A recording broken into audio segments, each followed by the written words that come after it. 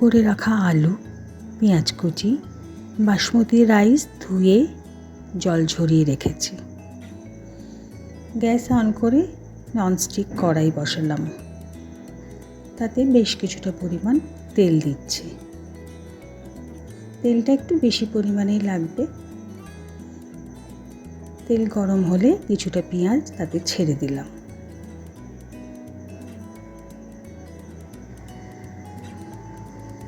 পেঁয়াজটাকে একটু ভালো করে ভাজা ভাজা করে নেব পেঁয়াজ বেরেস্তার জন্য। আজকে মেয়ের আবদারে বানাতে হচ্ছে আলু বিরিয়ানি, তাই ভাবলাম আপনাদের সাথে একটু শেয়ার করে নিই। রোজ দিন ডাল, তরকারি, সবজি, মাছ বানাতে এবং খেতে দুটোই ভালো লাগে না। তাই কোনো দিন এরকম ছিমছাম কোনো রেসিপি হলে খেতেও ভালো লাগে আর ঝামেলাও থাকে না, অনেক সহজেই হয়ে যায়। বাড়িতে যা জিনিসপত্র থাকে তা দিয়েই মোটামুটি এগুলো বানানো হয়ে যায়।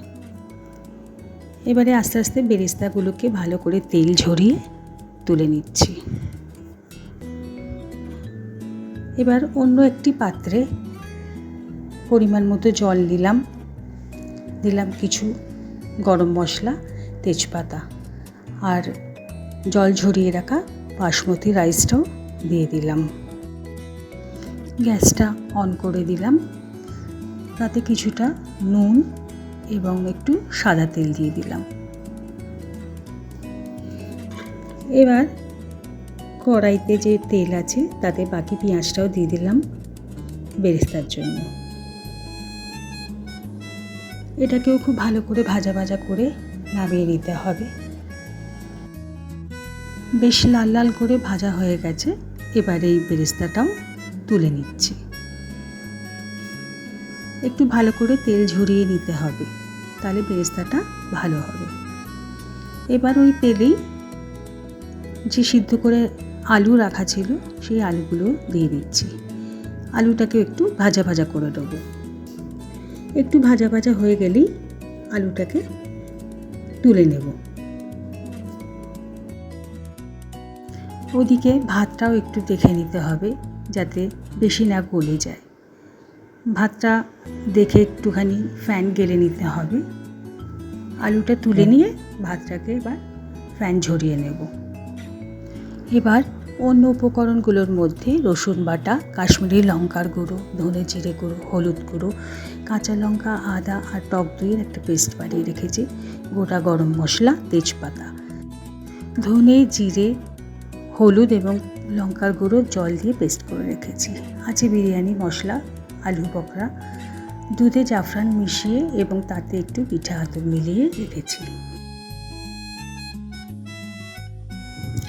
ভাতটা সুন্দর ঝরঝরে হয়েছে। ভাত বানানোর সময় যদি একটু সাদা তেল দিয়ে দেওয়া হয় ভাতটা কিন্তু তাতে খুব সুন্দর ঝরঝরে থাকে।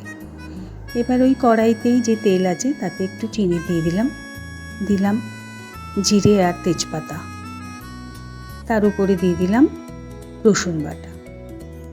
রসুন বাটাটা একটু ভালো করে ভাজা ভাজা করে নেব। কয়েক সেকেন্ড ভাজলেই বেশ সুন্দর একটা গন্ধ উঠে আসবে। এরপরে দিয়ে দিলাম কাঁচা লঙ্কা, আদা, টক দইয়ের ওই মিশ্রণটি। সেটা দিয়েও একটু ভালো করে নেড়ে ভাজা ভাজা করে নিতে হবে। এই সময় একটু ঢাকা দিয়ে দিলাম, না হলে তেল ছিটে জায়গাটা নোংরা হয়ে যাবে। এবারে ধনে গুঁড়ো, জিরে গুঁড়ো, হলুদ গুঁড়ো, লঙ্কা গুঁড়োর যে জল দিয়ে পেস্টটা ছিল সেটা দিয়ে দিলাম। সেটা দিয়ে ভালো করে মিশিয়ে নিচ্ছি। মশলাটা একটু ভালো করে নেড়ে চেড়ে কষিয়ে নিতে হবে। স্বাদ অনুযায়ী নুন দিলাম, আবারও একটু নেড়ে নিচ্ছি। কিছু সেকেন্ডের জন্য একটু ঢাকা দিয়ে দিলাম। ঢাকাটা খুলতেই দেখুন কি সুন্দর রং এসে গেছে। এবারে ভেজে রাখা আলুটা দিয়ে দিচ্ছি। আলুটাকে একটু ভালো করে মশলার সাথে মিশিয়ে নিতে হবে। একটু ভালো করে নেড়ে নিয়ে মশলা রাখা বাটিটা যে ছিল তাতে একটু জল মিশিয়ে দিয়ে দিলাম। একটু ঢেকে তার উপরে পেঁয়াজ বেরেস্তা একটু দিয়ে দিচ্ছি। একটু নাড়িয়ে নিচ্ছি। এবারে অল্প একটু জল দিচ্ছি, যেহেতু আলুটা সিদ্ধ করা আছে তাই বেশি জল দেওয়ার দরকার নেই। অল্প একটু মাখো মাখো হবে, এরকম একটুখানি জল দেবেন। অল্প সময়ের জন্য একটু ঢাকা চাপা দিলাম। ঢাকাটা খুলে উপর থেকে বিরিয়ানি মশলা ছড়িয়ে দিলাম। ভালো করে নেড়ে নিচ্ছি। আলু আমাদের মোটামুটি রেডি আছে। এবারে যে ভাতটা বানিয়ে রেখেছি সেই ভাতটা একটু একটু করে আলুর উপরে ছড়িয়ে দেব। আস্তে আস্তে করে ভাতটা চারিদিকে যাতে সমানভাবে থাকে সেরকমভাবে ভাতটাকে দিয়ে দিচ্ছি। একটু সমান করে নেব।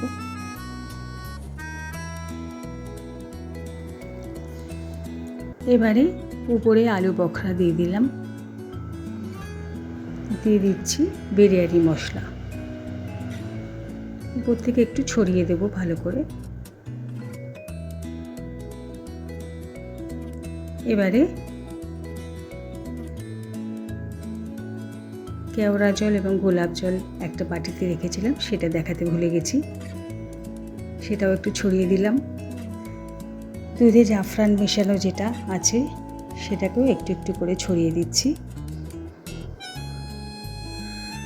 আর উপর থেকে দিয়ে দিচ্ছি পেঁয়াজ বেরেস্তা। পেঁয়াজ বেরেস্তাটা যতটা আছে উপর থেকে দিয়ে দিলাম। আর দুধটা যেটা বাকি আছে সেটাও একটু ছড়িয়ে দিচ্ছি। ঢাকা চাপা দিয়ে 10 মিনিটের জন্য ধিমে আঁচে রেখে দিলাম। 10 মিনিট পর খুলে উপর থেকে কিছুটা ঘি ছড়িয়ে দিচ্ছি। ঘিটা দিলে খুব সুন্দর একটা গন্ধ আসে এবং স্বাদও হয়। ঘি দেওয়ার পর আবারও একটু ঢাকা দেব, দিয়ে গ্যাসটাকে বন্ধ করে দেব এবং বিরিয়ানিটাকে কিছুক্ষণের জন্য স্ট্যান্ডিং টাইমে রেখে দেব। তৈরি হয়ে গেল আলু বিরিয়ানি। ঢাকনাটা খুলতেই বিরিয়ানির গন্ধে মম করছে গোটা ঘর। দেখুন, দেখতেও যেমন সুন্দর হয়েছে, খেতেও কিন্তু দুর্দান্ত হয়। আপনারা বাড়িতে ট্রাই করে দেখবেন এবং আমাকে জানাবেন সবার কেমন লাগলো। মেয়ের আর তর্স হয়েছে না, তাই শসা পেঁয়াজ দিয়ে ওকে সার্ভ করলাম। ভিডিওটা ভালো লাগলে একটা লাইক, শেয়ার আর সাবস্ক্রাইব করে দেবেন। ধন্যবাদ।